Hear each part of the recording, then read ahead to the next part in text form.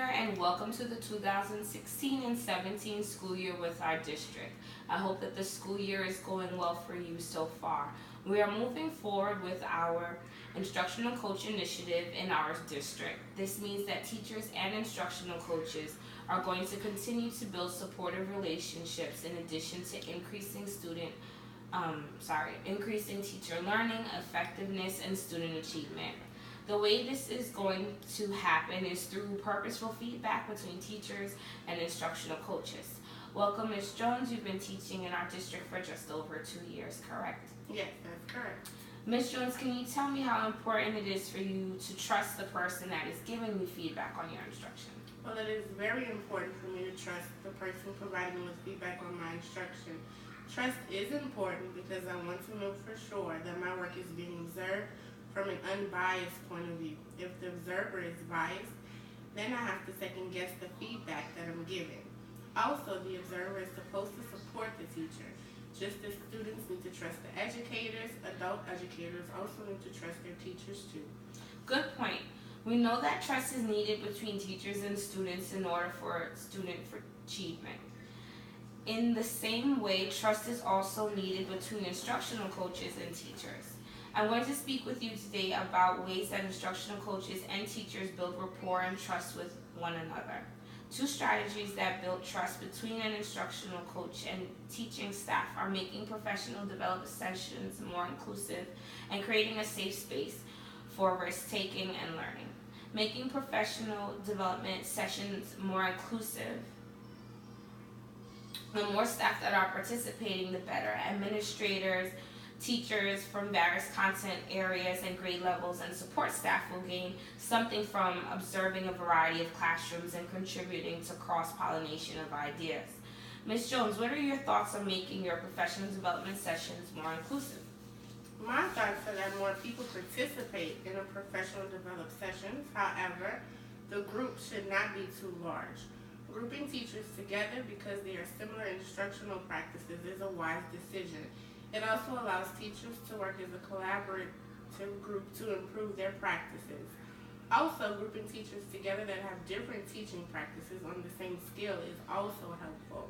It gives teachers the opportunity to see different strategies from the same skill. The groups provide the foundation of trust within the larger group of teachers. This way, we can develop their practice together. Secondly, creating a safe space for risk-taking and learning is key to cultivating trust. Within groups formed when making professional development sessions more inclusive, additional strands of trust are formed. The instructional coach is usually an outsider to the faculty, even if he or she has a relationship with some individual members of the staff or principal. The instructional coach getting to know a faculty in small group and whole group promotes trust. Within these groups, safe spaces for taking risks and developing practice are formed. It is important for an instructional coach to get to know the faculty that is being developed because it goes back to trust. It's hard to learn from someone that you don't have trust for. It's always better than the trust is earned and not assumed. It makes the learning more meaningful.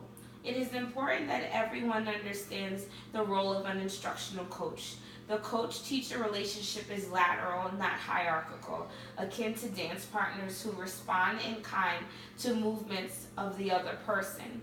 Instructional coaches see themselves as guides, not fixers. Change belongs in the hands of the teacher. Lastly, we are going to discuss feedback. 2 ways to give descriptive feedback: feed-forward and direct feedback.